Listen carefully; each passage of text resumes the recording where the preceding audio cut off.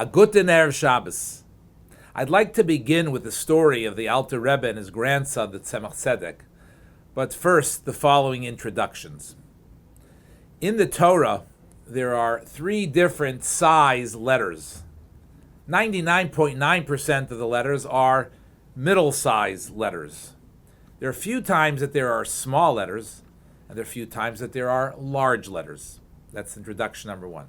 Introduction number 2 is that it is a custom when starting to teach children Torah, we begin with Vayikra, the first verse or 2 in the beginning of Vayikra, Leviticus. Introduction number 3 is that the Alter Rebbe took personal responsibility to educate his grandson, the Tzemach Tzedek, as the Tzemach Tzedek's mother, the Alter Rebbe's daughter, Dvorah Leah, had passed away when the Tzemach Tzedek was young. And now the story. The Tzemach Tzedek once asked his grandfather, why is it that the Aleph in the first word of Vayikra is small? The Alter Rebbe closed his eyes and meditated and thought for a period of time. He then said to the Tzemach Tzedek that the small Aleph represents the humility that Moshe Rabbeinu had.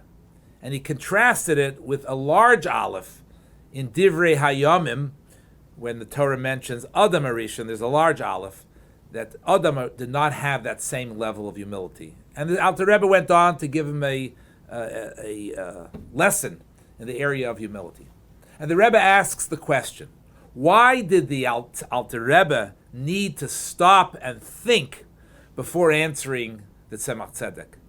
Didn't the Alter Rebbe know the various answers that are out there as to why that Aleph is small? And the Rebbe explains that the Alter Rebbe, of course, could have answered the question immediately.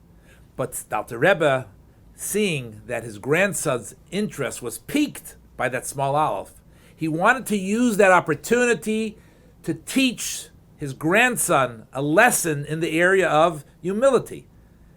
The best time to educate our children is when they ask a question, because now they're engaged and interested.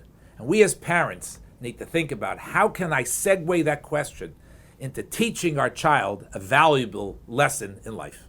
Have a wonderful Shabbos.